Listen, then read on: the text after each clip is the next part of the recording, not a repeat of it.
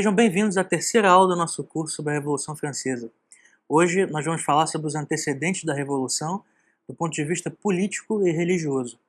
Se nas últimas duas aulas, nas primeiras duas aulas do nosso curso, nós falamos a respeito das transformações no mundo das ideias, né, no plano intelectual, no plano cultural, qual foi a mutação que produziu uma revolução dessa magnitude, né, e nós vimos as características principais do chamado iluminismo, né, o seu anticlericalismo, a, a difusão de sociedades secretas que deu origem aos clubes de debate que difundiram essas ideias, né, e, portanto, também a duplicidade fundamental de todos esses pensadores, né, duplicidade tanto do ponto de vista moral quanto do ponto de vista do próprio discurso, né, a duplicidade intelectual, se nós podemos dizer assim. Nós vimos também o caráter mecanicista desse pensamento, as revoluções científicas que o impulsionaram. Nós falamos também um pouco a respeito das ideias radicais que foram difundidas, né, e, de maneira especial, do culto à razão, né, da visão do corte do homem, né, o homem partido ao meio, que enxerga a religião só pela sua utilidade moral, mas que já perdeu todo o contato com o sobrenatural. O fim da metafísica, né, que já é anunciado com Kant, mas que antes disso já se opera, né, já desde o início do século XVII, desde René Descartes, já existe uma crise no pensamento metafísico e a visão da felicidade humana sobre a Terra, né? E com isso também todos os pensamentos políticos que caracterizaram o iluminismo, né? O seu contratualismo, a visão deturpada do direito natural que eles tinham e tudo isso. Então, o que fica de principal, né, é o culto à razão, né? Nós lembramos daquele título do Johann Edelman, A Divindade da Razão, né?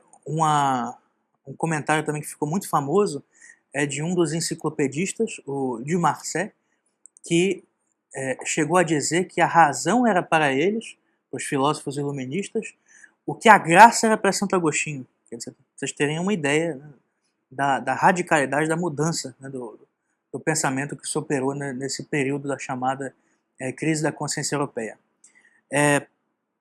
Para nós falarmos um pouco como esse pensamento conseguiu influenciar tanto a sociedade, é preciso que nós vejamos do ponto de vista político, em primeiro lugar, o que gerou a desmoralização da monarquia francesa, né?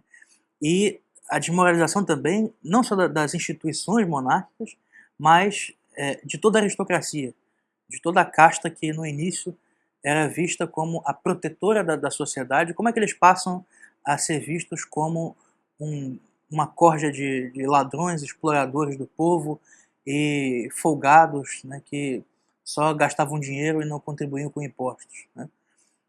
Como é que ocorreu essa mudança?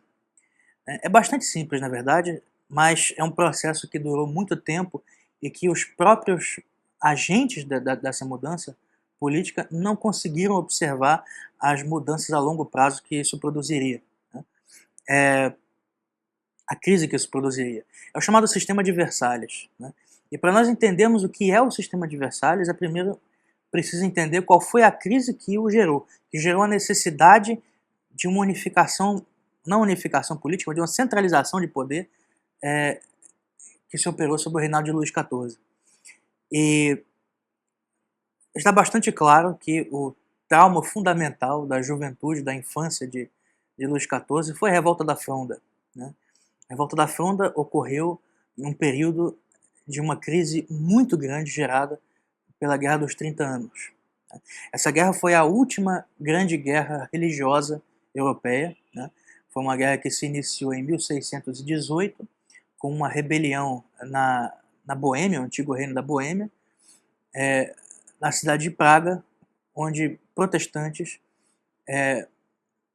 mataram, assassinaram e atiraram pela janela o governador desse estado que o governava em nome do rei da Espanha, né? O reino da Boêmia, assim como o ducado da Áustria, assim como a atual Bélgica, tudo eram posses, assim como o reino de Nápoles, né, eram posses do reino da Espanha, né? que no século XVI tinha também sido o imperador do Sacro Império Romano Germânico. No século XVI, com Carlos V, existia um risco sério, né, de surgir uma hegemonia, né, de surgir um novo império, né, com a Espanha, e ela alcançando a hegemonia, não haveria espaço para as outras nações, elas seriam todas subjugadas. Mas isso não chegou a acontecer. E a partir do momento em que o sistema metalista, baseado na exploração de ouro, etc., começa a entrar em crise, o ouro começa a acabar, né, no final do século XVI, a Espanha começa a entrar numa decadência e a França começa a substituí-la como grande potência europeia, né, tanto no plano militar como no plano econômico. A França, na Guerra dos 30 Anos, ela teve uma postura bastante ambígua e que foi muito criticada por todas as grandes figuras do alto clero, exceto a figura que manobrou tudo, né, que é o famoso cardeal de Richelieu.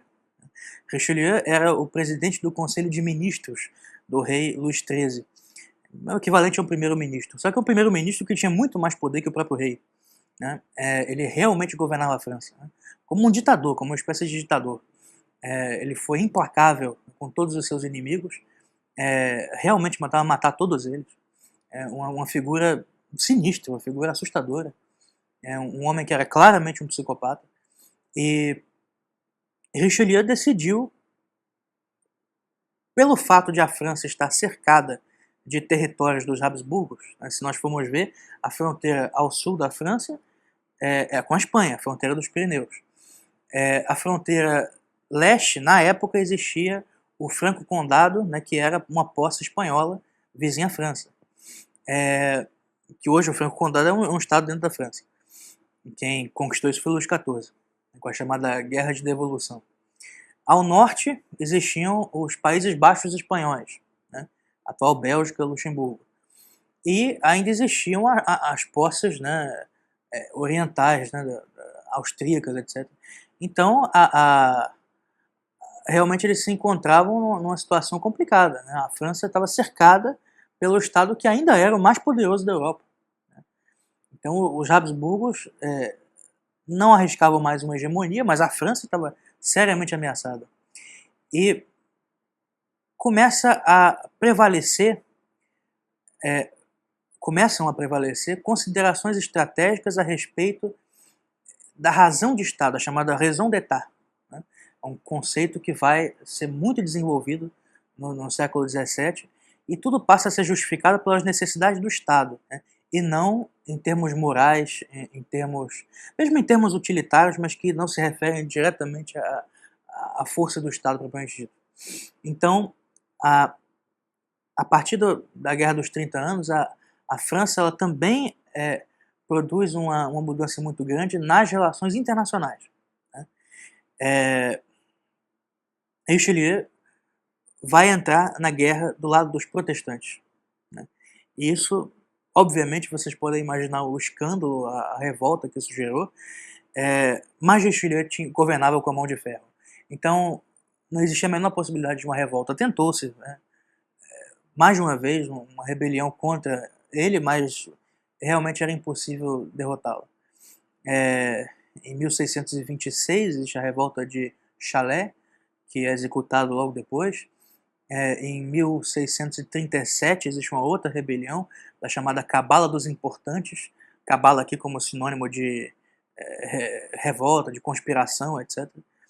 E em 1641 a revolta do Conde de Soissons, que sofre um acidente, ele vence a primeira batalha, né, tenta produzir uma guerra civil, só que logo depois da vitória, ele comemorando ainda, naquele tempo já existia arma de fogo, mas as pessoas, os generais, os soldados mesmo usavam armadura, né, e ele foi retirar o seu capacete e acidentalmente disparou contra o próprio rosto, né, e morreu.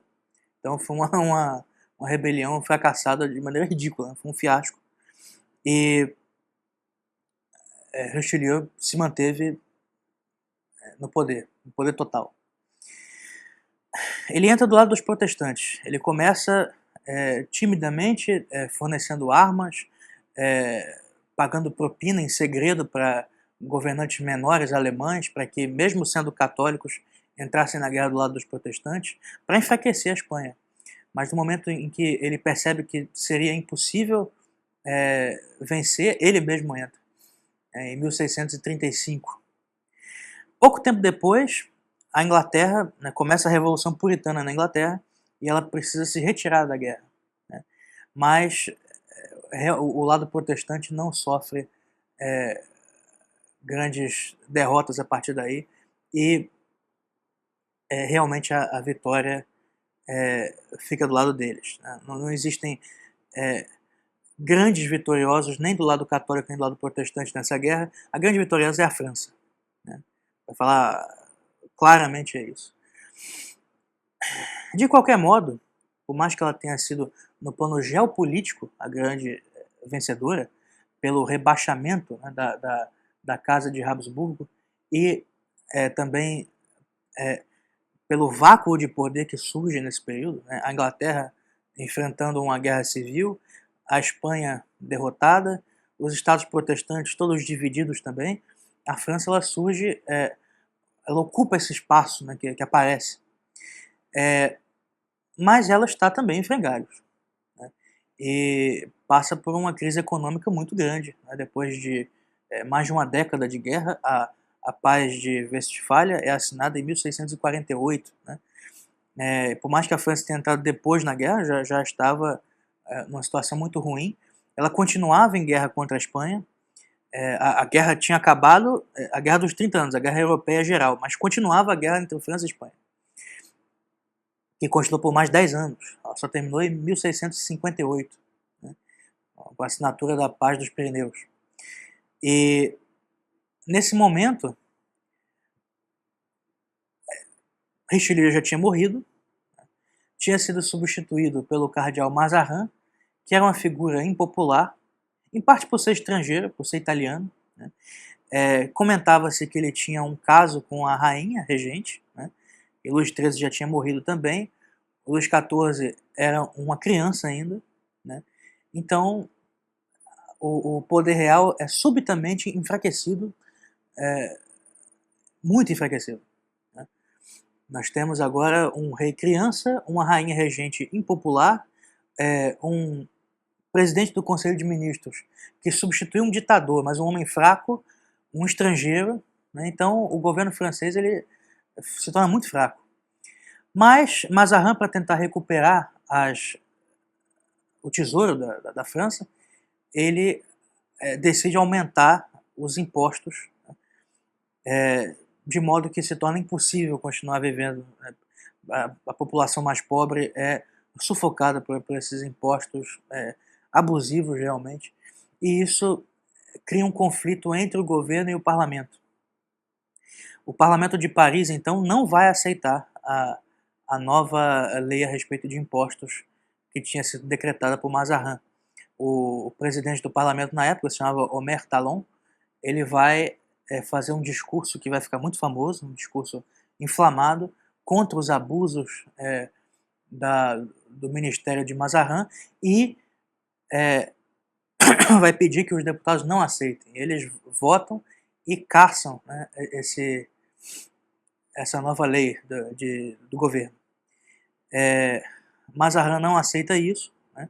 Ele começa a virar alvo de piadas, em parte por causa do seu sotaque. Ele falava várias palavras erradas, não sabia falar francês direito, e começam a produzir poemas zombando de Mazarin. O principal autor desses poemas é o marido da futura Madame de Maintenon, né, que é o Paul Scarron. Scarron é um escritor de estilo barroco, já tinha escrito contos e romances cômicos, né, de histórias de adultério, coisas assim, desse nível. E ele gostava de fazer poemas, publicou em livros, né, poemas zombando de Mazarin, são as chamadas Mazarinades, né. E Mazarin cai no ridículo, né, ele se torna uma figura extremamente impopular. E com isso, uma figura especialmente ambiciosa, vendo essa crise toda, começa a planejar a sua ascensão. é o famoso Paul de Gondi, né, futuro cardeal de Retz. Eu tenho aqui as memórias do cardeal de Retz, publicadas pela Bibliothèque de la Pléiade, né, que pertence à editora Gallimard. Eu não sei se isso está traduzido em português, mas se estiver, comprem, porque é um livro espetacular, né? São algumas... Está na lista das memórias mais bem escritas, com certeza, né? Das memórias mais completas. São 1.200 páginas de memória e são memórias especificamente sobre a Fronda, né? Sobre a revolta da Fronda. Ele era uma figura obcecada com conspirações e já tinha produzido um pequeno livro a respeito disso, sobre uma conjuração que aconteceu no século XVI, de um duque genovês que tentou tomar o poder e fracassou, chamado Giovanni Luigi Fieschi. Tentou tomar o poder em Gênova, mas também sofreu um acidente durante a batalha decisiva em que ele tomaria o poder em Gênova. Ele morre durante a batalha e a revolução acaba, né? É um fracasso. Ele morre, inclusive, com um acidente também ridículo, né? Assim como o Conde de Soissons. O Conde de Fieschi vai desembarcar de um navio de armadura muito pesada, e ele cai na água e morre afogado, porque a armadura é muito pesada e ele não consegue nadar. E a sua revolução, que teria sido vitoriosa por causa desse acidente, não dá certo. E ele lê Maquiavel, né, Paul de Gondi, o futuro cardeal de Retz, fica obcecado com isso. É um jovem sacerdote, né, que não tem nenhuma vocação para o sacerdócio, e ele mesmo confessa isso nas suas memórias, né. Confessa inclusive pecados sexuais dele, né, que ele andava com mulheres e tudo. Realmente é um homem que não tinha o menor interesse em servir a Deus com seu sacerdócio, né. O interesse dele era poder. E o tio dele se torna arcebispo de Paris e o nomeia logo depois o seu coadjutor, né, o seu bispo auxiliar. E ele, como bispo auxiliar, começou a ambicionar o lugar de Mazarin, né. Com isso, com essa cassação da nova lei de impostos por parte do parlamento, Retz começa a planejar uma revolução, começa a planejar uma rebelião. Ele se utiliza de associações caritativas, ele se utiliza da grande popularidade que a tia dele tem entre as pessoas mais pobres e se torna uma espécie de pai dos pobres, uma espécie de líder popular, né? E faz discursos inflamados contra o governo, né, na sua cátedra, quando celebra missas, né? Então ele se torna uma figura bastante conhecida entre o povo, né? O parlamento praticamente decreta uma rebelião aberta contra o governo e a rainha manda prender o principal líder do movimento contra os impostos, que não era o presidente Omer Talon, que por mais que tenha rejeitado a lei, sempre permaneceu fiel à coroa, mas era o chamado o deputado Bruxelles, que era um homem de 80 anos já, mas que era visto também como uma espécie de pai do povo, pai dos pobres, né, de líder popular, etc. E quando ele vai preso, o então coadjutor de Paris, né, futuro cardeal de Retz, monta uma revolução. O povo monta barricadas, cerca o palácio do governo, que no momento ainda era o Louvre, né, e o rei e a rainha precisam se retirar para a cidade vizinha de Saint-Germain, né. Eles não têm mais o que fazer, estão cercados. Mazarin pensa que estão perdidos, né? Começam a se desesperar, pensam que o rei vai ser derrubado.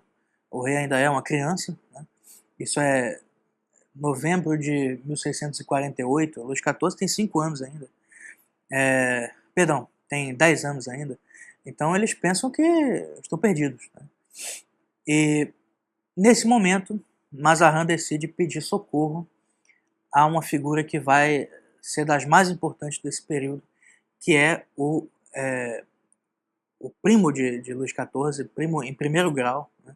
Príncipe de Condé.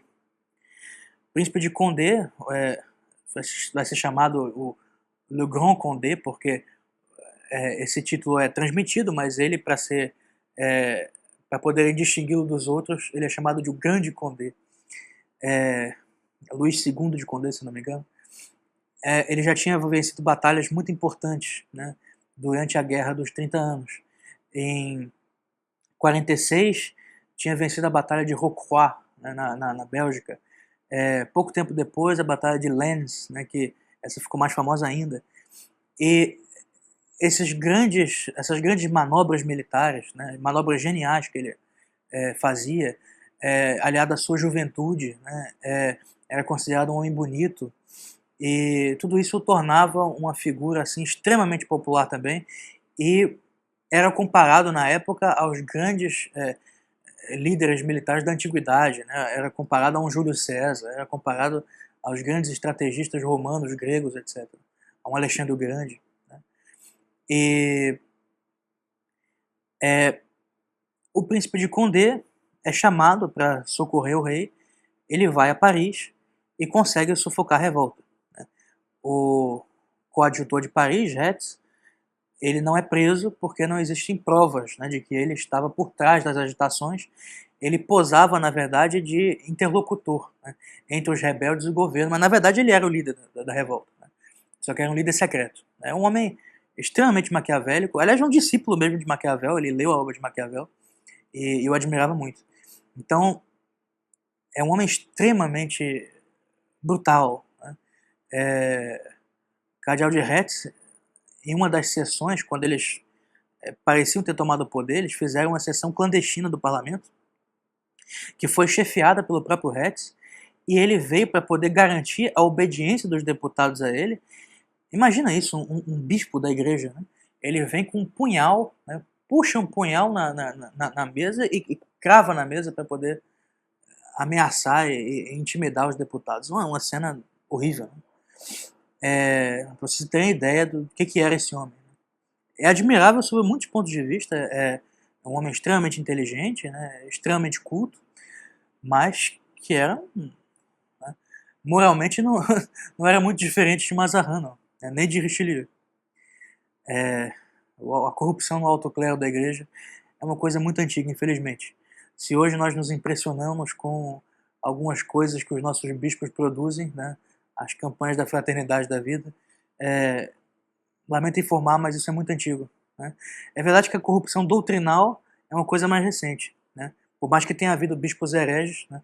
Nunca foram tantos. Mas corrupção moral no clero é uma coisa muito velha, muito velha. E o que acontece? O príncipe de Condé sufoca a revolta. Né? Mas ele é um homem extremamente ambicioso também, né? Muito seguro da sua própria fama. Ele sabe que é primo do rei, que é um príncipe. Então é um homem um pouco também mimado, cheio de vontades, e começa a fazer muitas exigências a Mazarin. Né? Ele exige, por exemplo, o governo da Provença. Ele exige uma quantia em dinheiro também, exige prêmios, cargos, honrarias. Né? E as pessoas associadas também ao príncipe de Condé começam a fazer exigências ridículas, né? E essas exigências não são atendidas. A partir daí, começa a surgir uma cisão dentro das próprias forças reais. Né? E o cardeal Mazarin começa a pensar em uma maneira de fazer prender o príncipe de Condé. Né? E ele arruma uma desculpa, ele monta uma falsa traição, planta algumas coisas, né, para poder incriminar o príncipe de Condé, e ele é preso. Esse foi o maior erro de Mazarin, porque no momento em que o príncipe de Condé é preso, começa uma rebelião, né, óbvio, uma rebelião dessa vez por parte da nobreza. Né.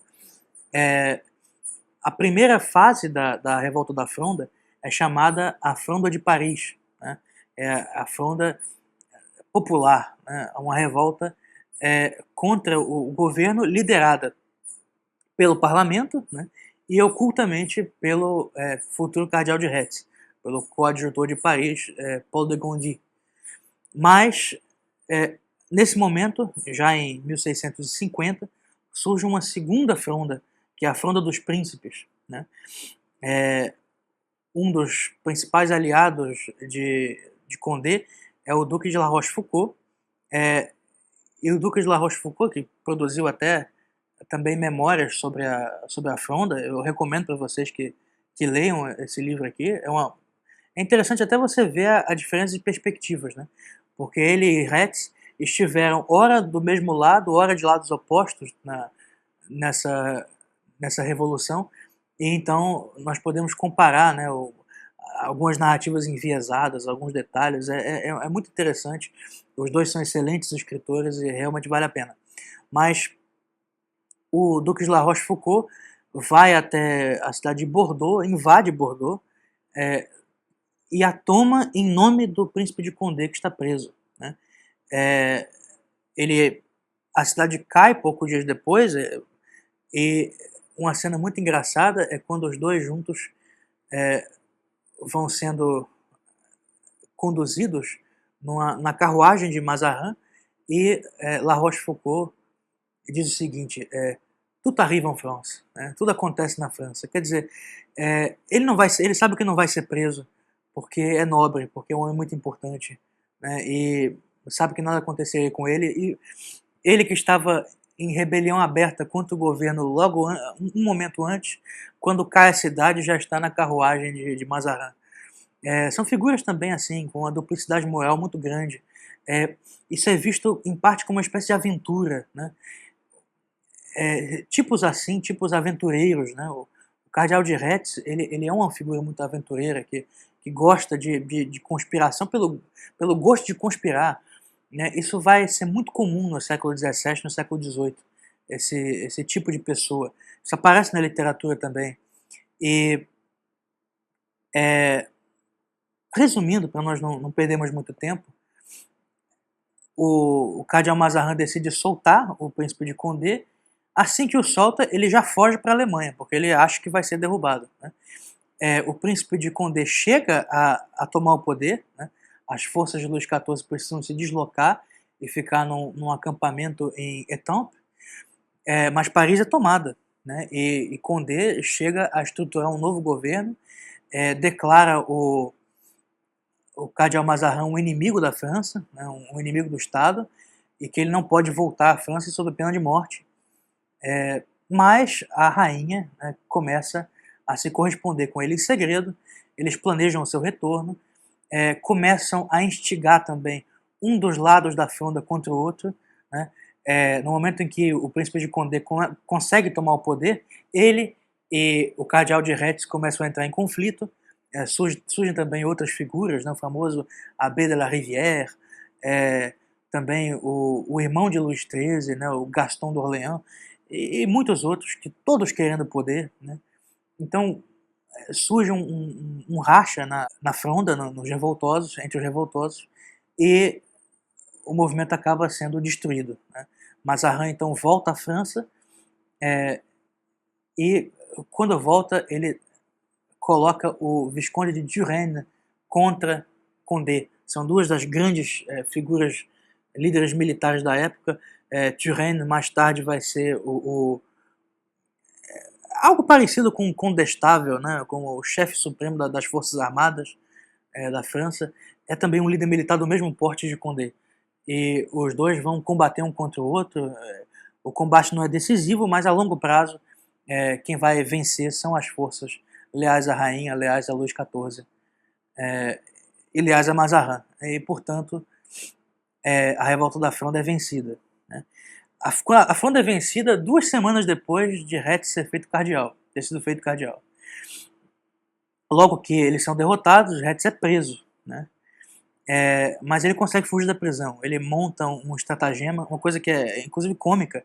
Ele chama um secretário seu que vai à prisão disfarçado de vendedor de tapetes, né? E ele mesmo monta uma tirolesa e foge da janela da prisão de tirolesa, né? E tem um cavalo esperando por ele, né? E ele foge e consegue atravessar a fronteira com a Espanha, né? E da Espanha vai a Roma, chega em Roma, se torna amigo do Papa, né? O Papa está do lado dele, né? Contra o Mazarin.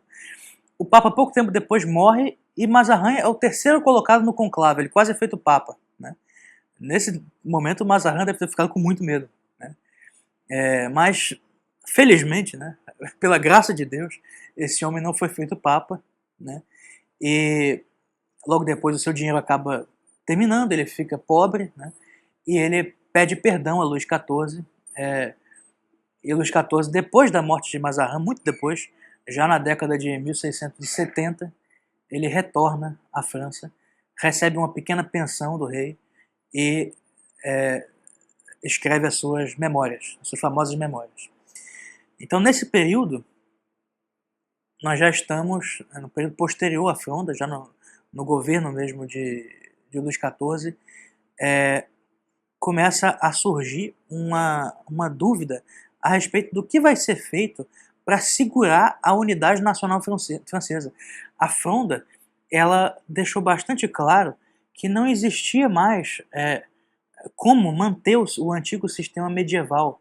Quer dizer que o grande poder dado aos senhores de terra, aos senhores feudais, à nobreza, né, aos príncipes, duques, condes, tinha ido longe demais, né, e que era preciso centralizar o poder e manter, de algum modo, a nobreza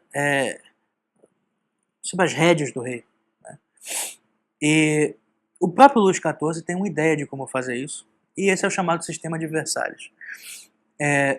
Ele decide construir um palácio que na época foi o maior do mundo, e durante muito tempo foi o maior do mundo, com mais de 700 quartos, uma coisa imensa, né, que é Versalhes, construída por Louis Le Vau,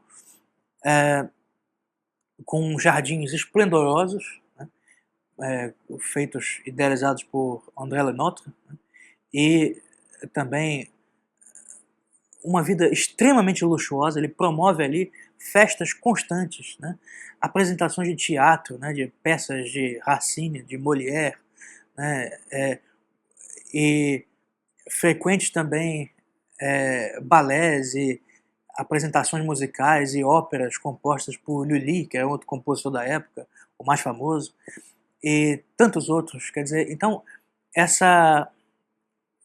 a visão da vida da nobreza como um espetáculo constante, né, como uma vida de luxo excessivo, como uma vida ociosa, né, isso surge com o chamado sistema de Versalhes, né.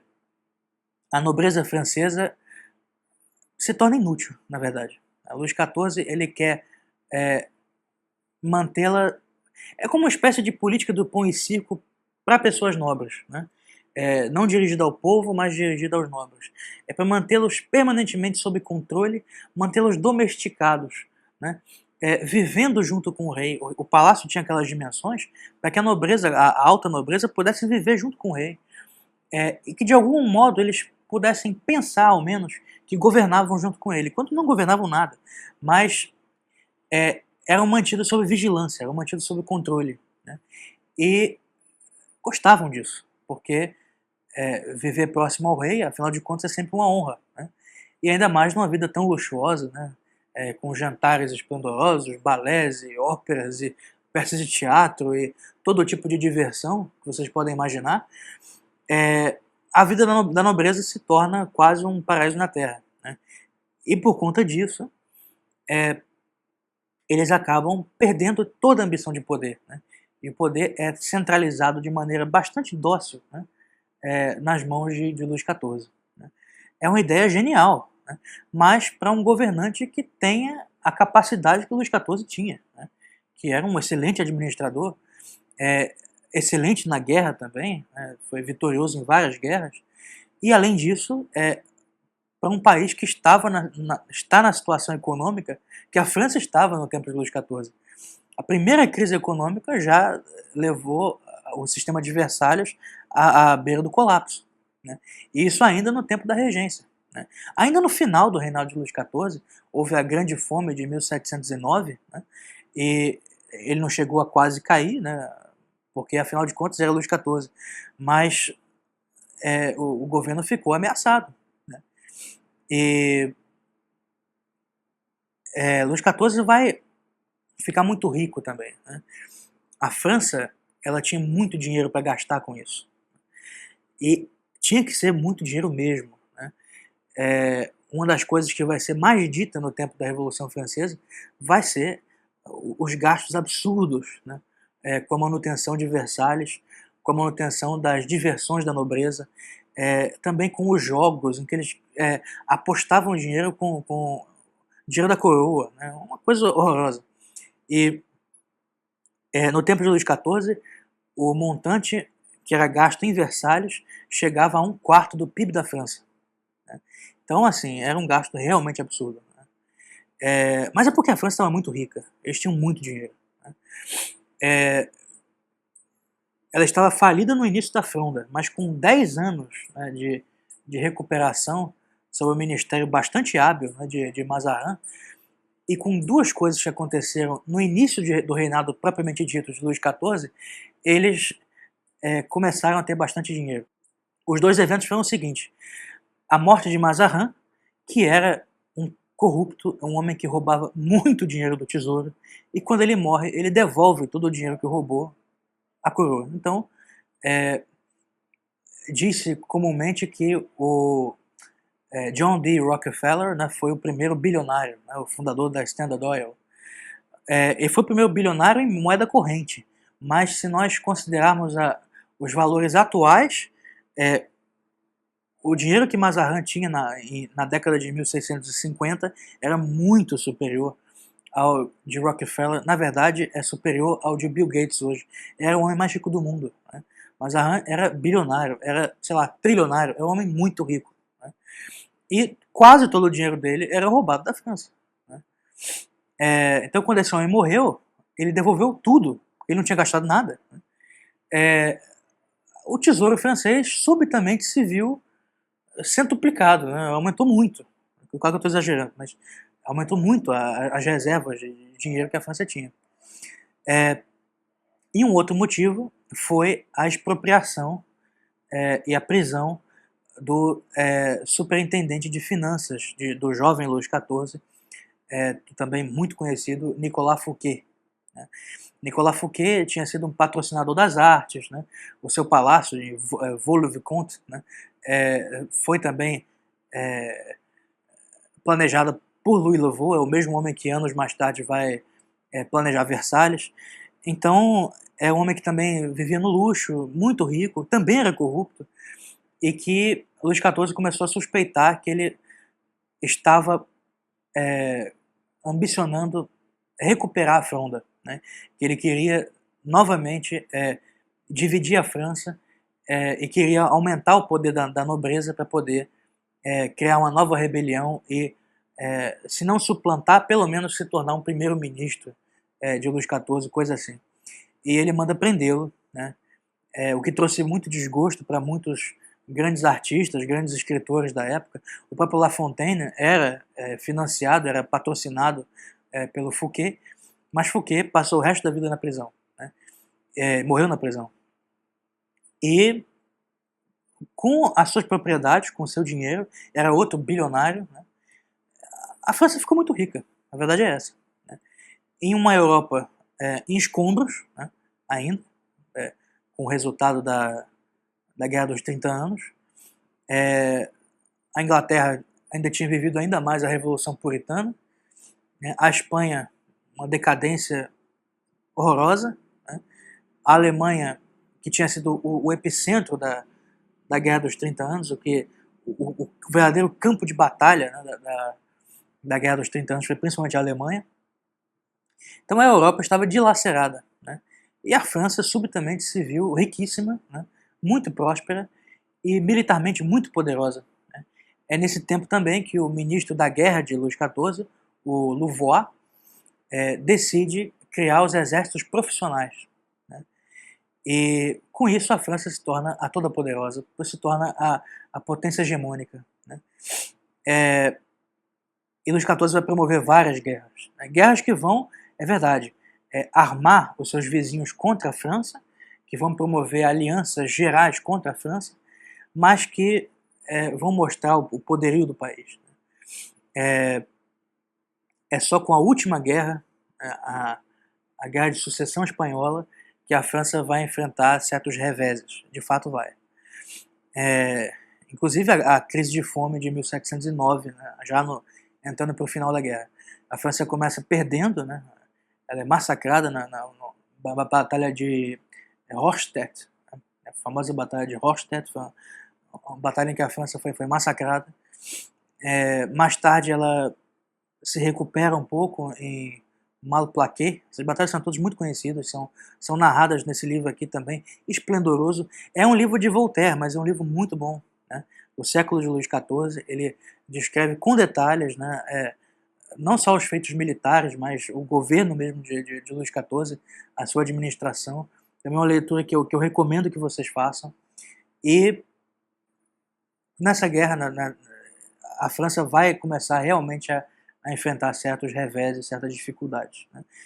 Ela consegue vencer, virar o jogo, por assim dizer, na última batalha, a Batalha de Denain, a última grande batalha já em 1712, né? E a guerra termina com os tratados de Utrecht. A França já estava enfrentando dificuldades sérias ali. Com o fim do reinado de Luís XIV, a França começa mais uma vez a enfrentar um período de crise, né? No período da regência, o chamado sistema de Law, né, do seu ministro da economia, John Law, é um escocês, ele inventa um sistema desastroso, né, e a França vai à bancarrota.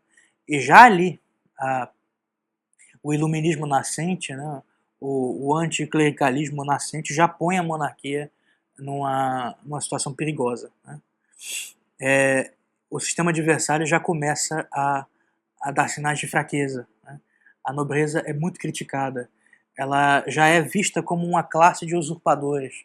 É esse sentimento prolongado que vai dar origem mais tarde à Revolução Francesa, né?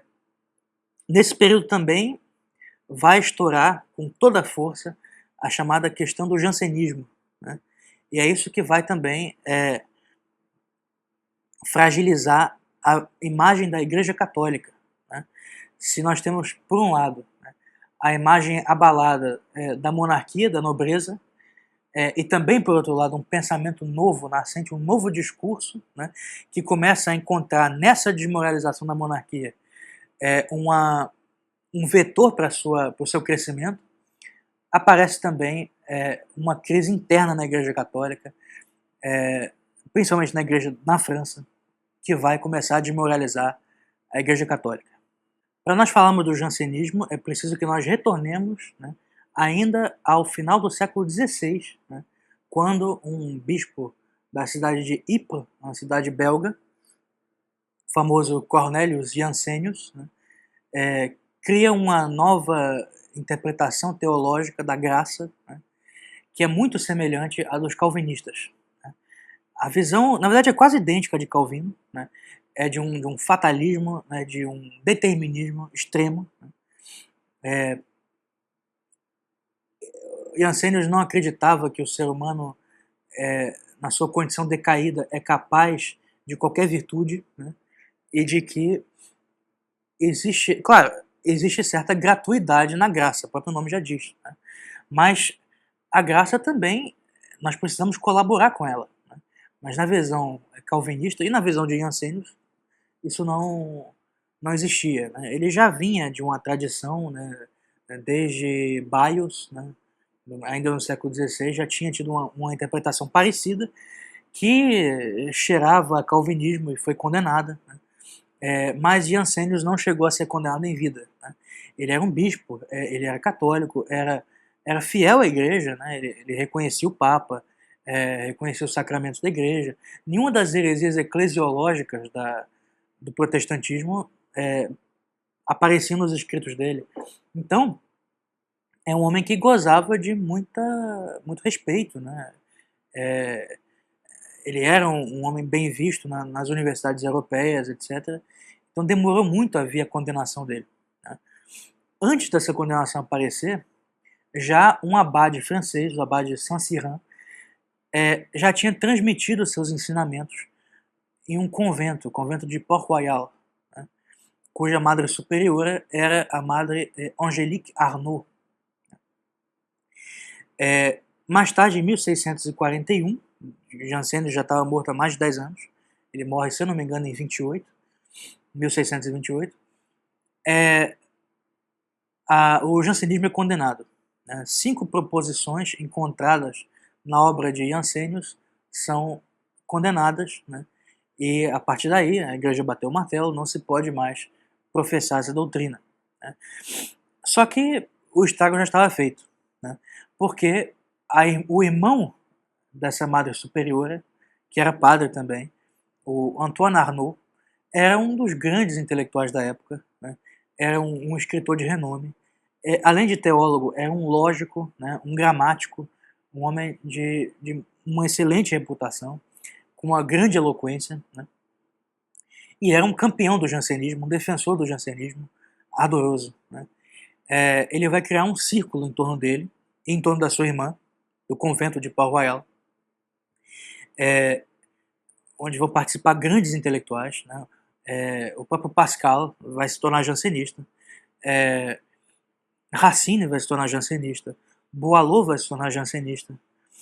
Esses dois em segredo, mas na correspondência deles você fica bastante claro.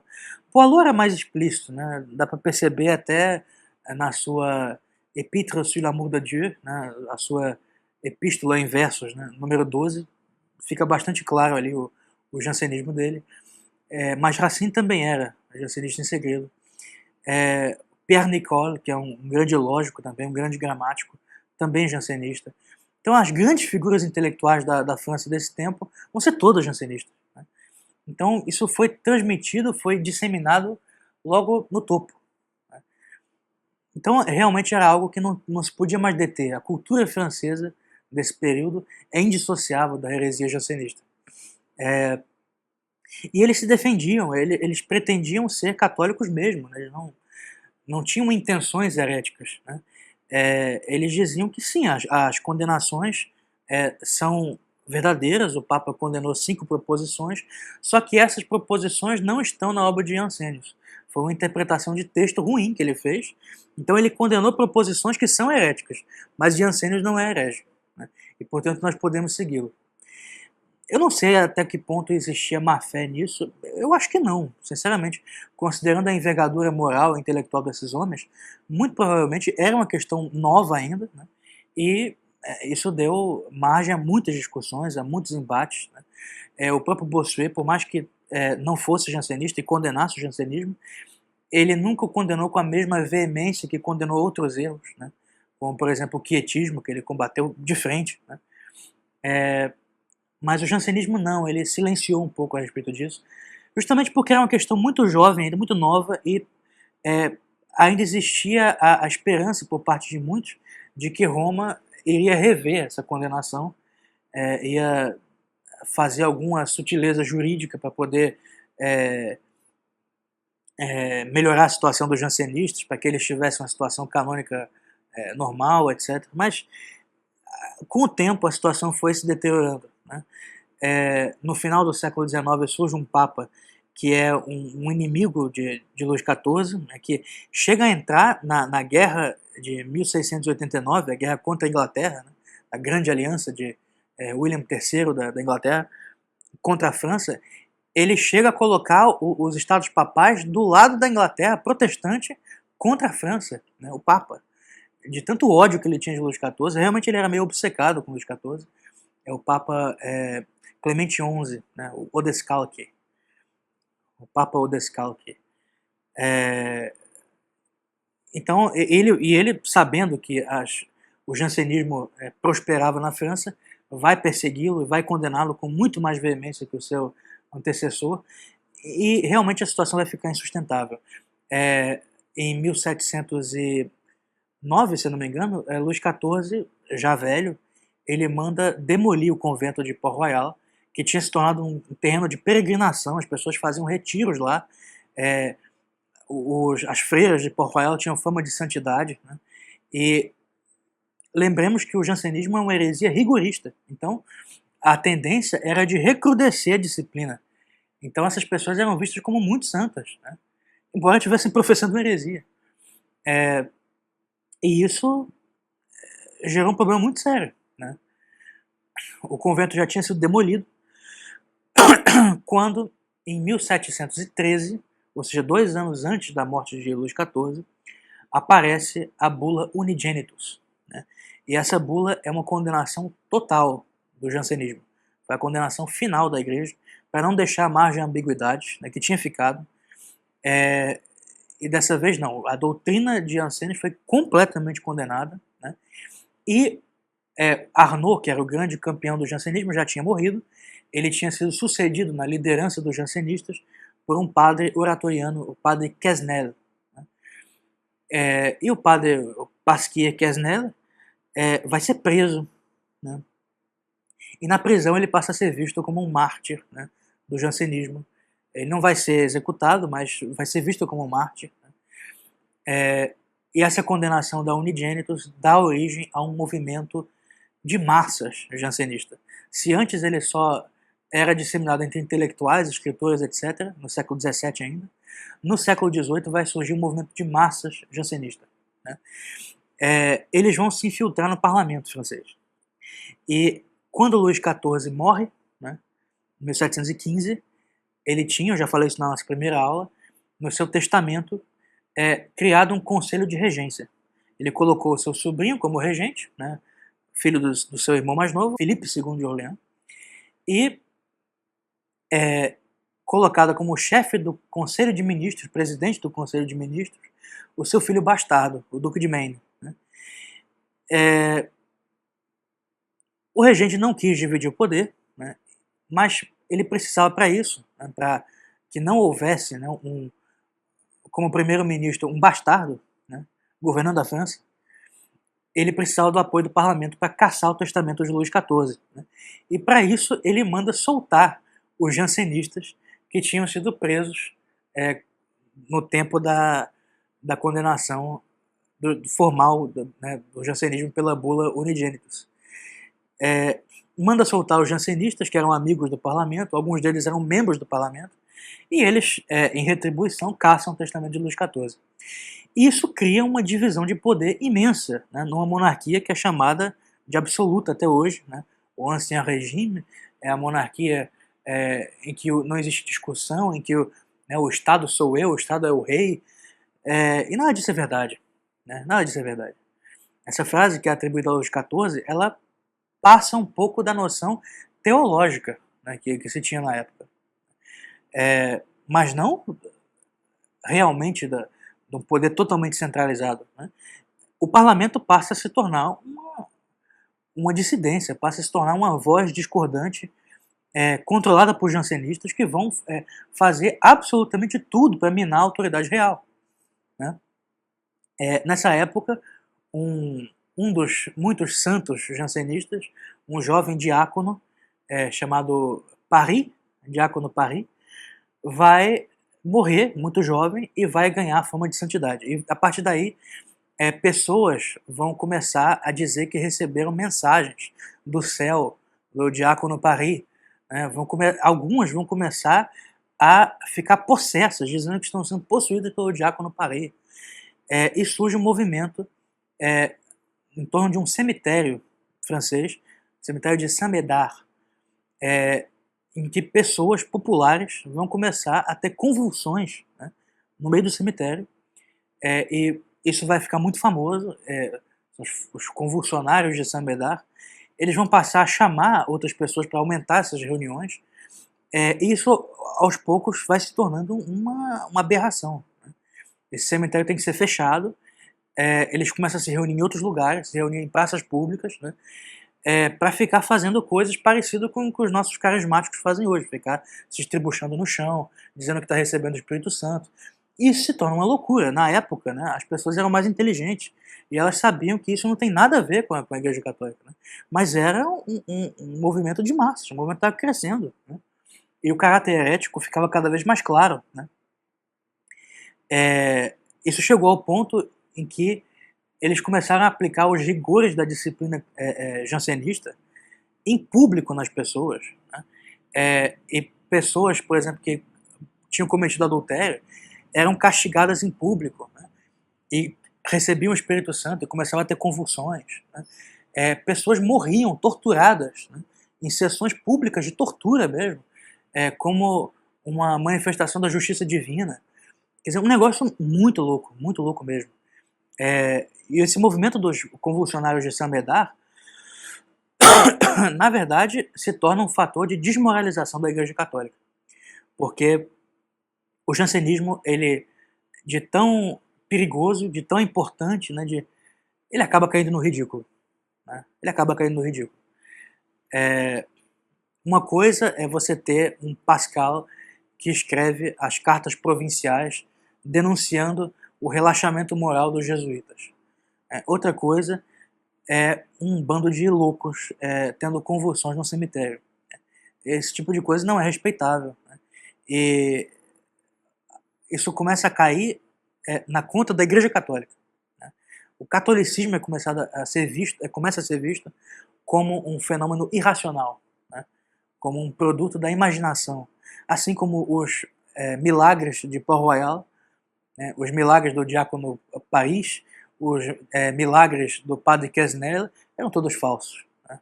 Era tudo loucura, histeria coletiva mesmo. Né? E esse fenômeno, ele vai desmoralizar o jansenismo no mesmo período em que os jesuítas também estão sendo desmoralizados. Né? Já desde as cartas provinciais de Pascal, que eu acabei de mencionar, denuncia-se muito uma visão laxista, né? Uma visão relaxada da moral que os diretores espirituais jesuítas começam a promover, em parte como uma reação aos rigorismos jansenistas. Né? Isso vai dividir a elite francesa, né? Porque os jesuítas são principalmente leais a Roma, né? E os jansenistas, por ser um fenômeno mais francês, eles vão sempre tender a apoiar a autoridade do rei. Então, a França galicana, né, que tentava privilegiar o papel do Estado sobre a Igreja, né, e os chamados privilégios da Igreja galicana, né, os privilégios que o rei da França tinha de nomear bispos na França, etc. Tudo isso existia, mas que Luís XIV começa a praticar de maneira abusiva. Tudo isso vai ser contraposto, né, por um grupo fiel aos jesuítas, né, que eram leais a Roma.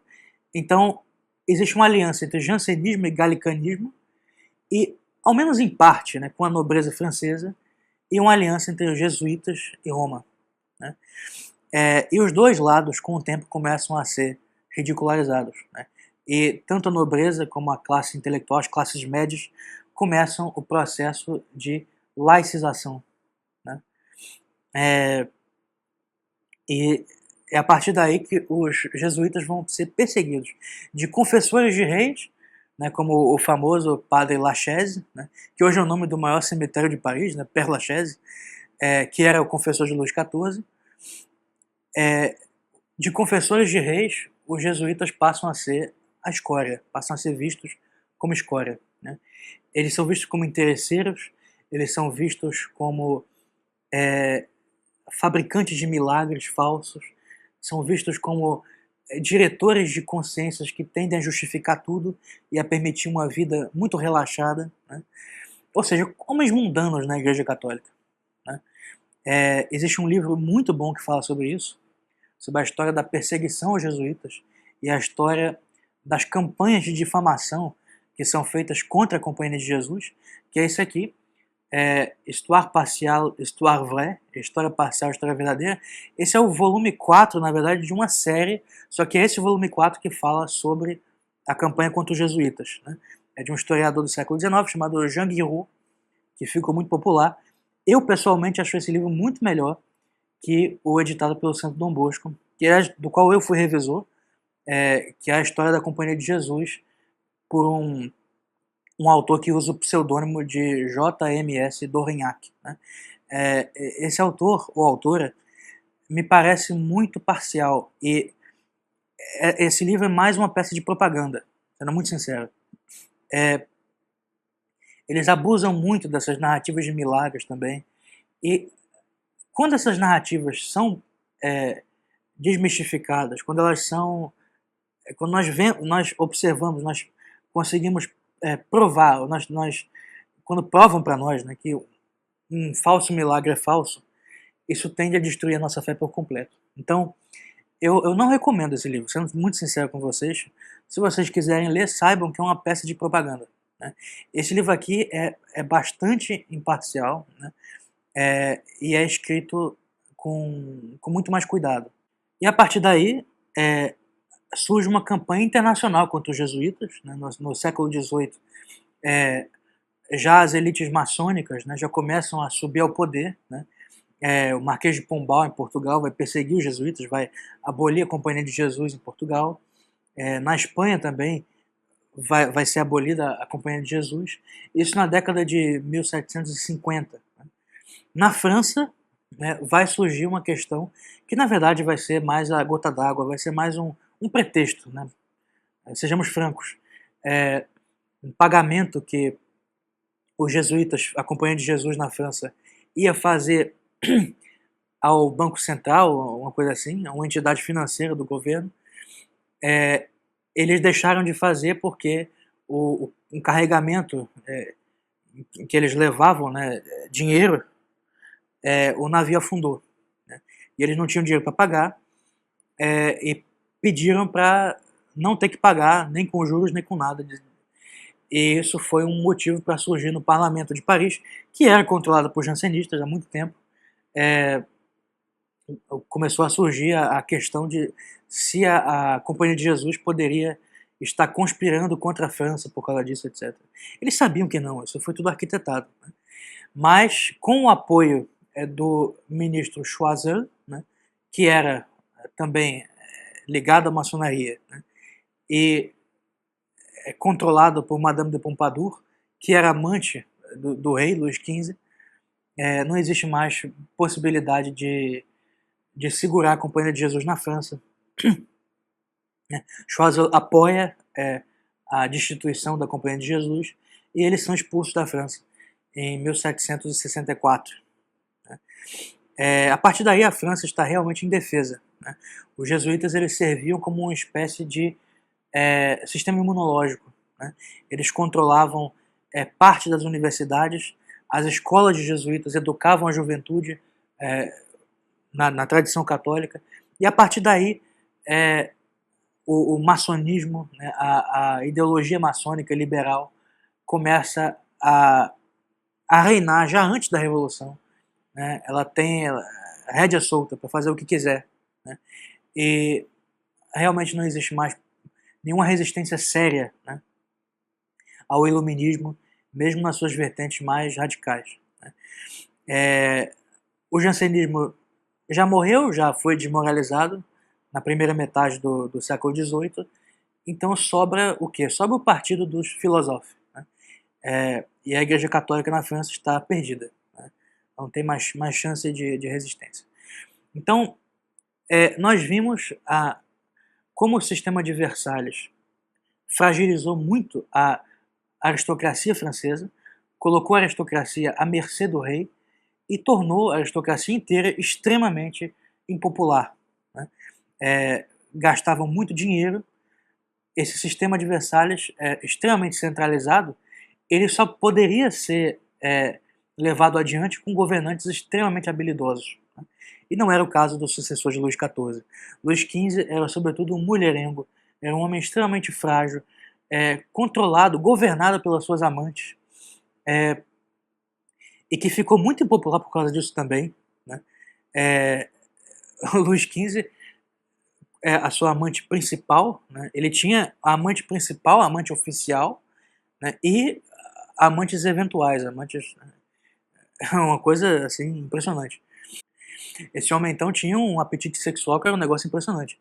E Madame de Pompadour, a sua principal amante, ela se torna frígida, né, com uma certa idade. E para não perder os favores do rei, não perder a amizade do rei, ela começa a fornecer amantes a Luís XV, né, pagando mulheres do povo, mulheres simples. Né, ela mandava emissários, né, da coroa para pagar a família dessas moças, para elas poderem passar uma noite para o rei.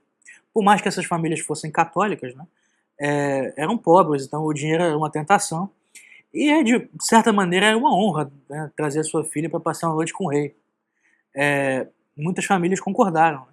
E Luís XV chegou a construir um chalé, né, Parc aux Cerfs, para poder satisfazer o seu apetite, né, sexual com moças camponesas, moças pobres da cidade,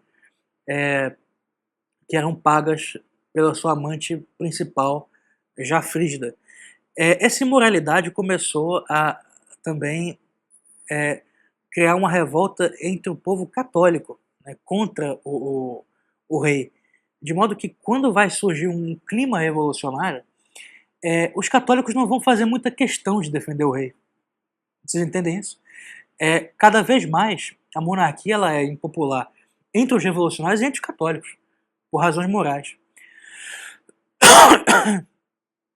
Em 1757, acontece um atentado, né, contra a vida de Luís XV, feito pelo pai de uma dessas moças, que não estava presente no momento em que ela foi comprada, né, e se revolta contra isso. Ele era católico e ele se decide lavar a sua honra, lavar a honra da família, esfaqueando Luís XV.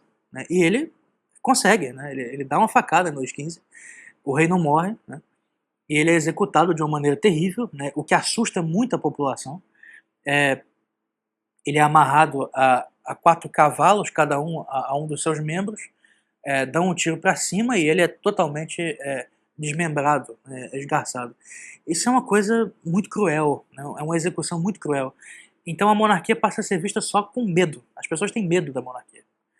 É um regime que, tradicionalmente, né, é o roi très chrétien, é o rei cristianíssimo, é o braço armado da Igreja Católica.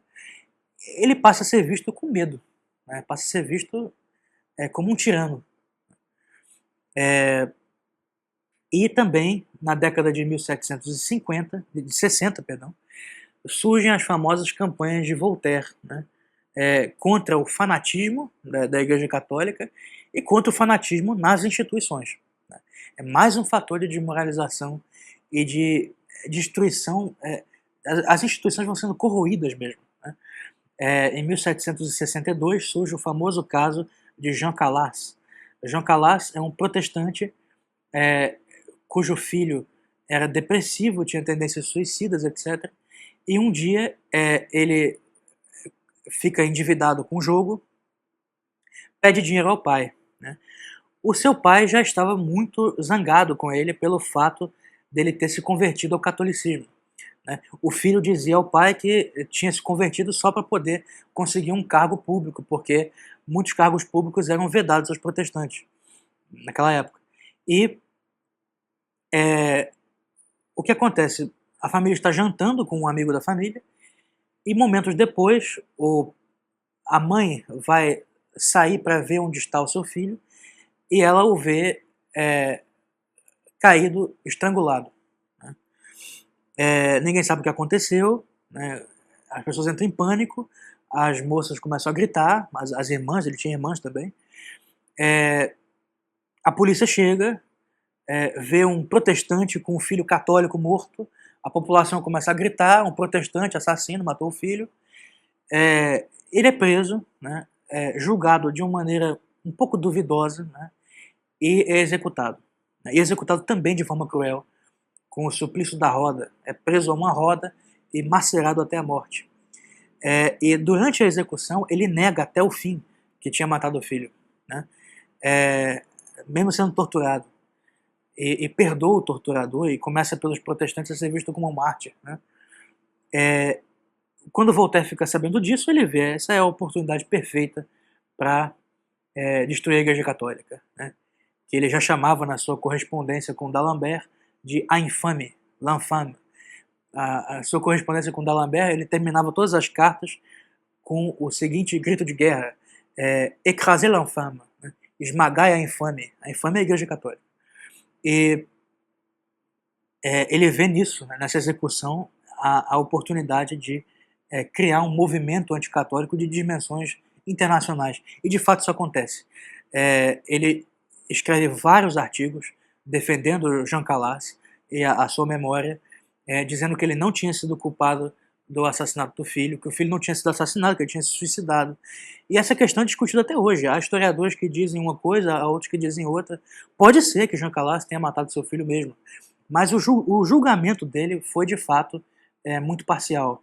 E isso gerou uma revolta, porque os juízes eram de Toulouse, a cidade de Toulouse era tradicionalmente muito católica, muito religiosa, e com isso o julgamento passa a ser visto como um resultado do fanatismo dos juízes católicos, que eram também, alguns deles, pertencentes a uma ordem de penitentes. Então isso passa a ser muito mal visto. Essa ordem também começa a sofrer perseguições. E depois de todos esses artigos, Voltaire escreve o seu Tratado sobre a Tolerância, né, que é quase que um princípio do catolicismo liberal, né, avant la lettre, antes, né, do catolicismo liberal ser formalmente, né, colocado, posto, que só vai acontecer no século XIX. E esses princípios do catolicismo liberal são colocados por um inimigo da igreja, por um homem que nunca foi católico. Né? O Tratado sobre a Tolerância é um sucesso estrondoso, né? E é um fator de desmoralização da Igreja Católica e da monarquia, né? Das instituições que permitiram que um homem fosse executado por fanatismo. Né? Vários outros casos a partir daí vão se multiplicar e Voltaire vai explorar todos eles e vai publicar artigos incendiários, né? Acusando a Igreja de estar manipulando as instituições, o judiciário francês, e que o judiciário era responsável pela execução ou pela ordem de matar diversas pessoas, como por exemplo a família Sirvan, que foi acusada de matar a sua filha afogada num poço. E esses aí conseguem escapar da justiça, eles fogem para a Suíça. O Chevalier de la Barre é um jovem nobre que é executado por impiedade, porque ele vai depredar um cemitério, né, e fazer, parece que, ritos também satânicos, coisas assim. Mas Voltaire vai escrever de modo a que parecesse que ele foi executado só porque, durante uma procissão, ele se recusou a tirar o chapéu diante da imagem de Nossa Senhora. O que é mentira, mas Voltaire é muito mentiroso também, ele aproveitava essas histórias, ele manipulava a narrativa de modo a fazer parecer que a França estava vivendo um período de trevas, né, de fanatismo, etc. Vários outros casos vão se seguir. O caso do general Lally, né, e muitos outros, de pessoas que foram executadas ou tiveram a sua morte decretada por conta não da Igreja Católica, mas de uma mentalidade católica fanática, né, segundo ele. E essa campanha vai ser um sucesso estrondoso. Né? Em 1765, né, 3 anos depois da execução de Jean Calas, a sua memória vai ser reabilitada pelo governo. Né? O rei vai pagar uma pensão à família, à viúva de Jean Calas, e ele vai ser, em efígie, né, considerado inocente, vai ser homenageado publicamente. Né? E isso é uma desmoralização tremenda. Né? A partir daí, nós já estamos realmente a um passo da Revolução Francesa. Né? O próprio Voltaire nunca quis derrubar o governo, ele nunca foi um revolucionário. Ele queria derrubar a igreja. Né? E nós veremos nas próximas aulas como, de fato, se a monarquia francesa não tivesse, sob Luís XVI, protegido a Igreja Católica e impedido que a Constituição Civil do Clero se tornasse absoluta, né, e fosse imposta, talvez a monarquia tivesse sobrevivido à Revolução Francesa, que foi fundamentalmente uma revolução contra a Igreja, uma revolução anticatólica, mais do que antimonárquica. Né? E, para vocês terem uma ideia de como estava a situação, para nós terminarmos mesmo, quando Luís XV fica doente, né, ele pega uma peste em 1745, ainda jovem, espalham-se missas em toda a França pela recuperação do rei. Surge uma verdadeira devoção popular. Ele fica algumas semanas de cama, todas as pessoas fazem novenas, rezam terço, celebram missas, né? E o total de missas são milhares de missas pela França inteira pela recuperação do rei, né? Quando já totalmente desmoralizado, né? Não só por conta desses julgamentos, mas também por conta da sua sexualidade desregrada, por conta da sua vida devassa. Quando Luís XV pega varíola e morre finalmente em 1774, só há 7 missas na França inteira, né, celebradas pelo rei, que acabava de morrer. Isso é um, um sinal explícito de que as coisas não iam bem e de que não adiantava mais, né?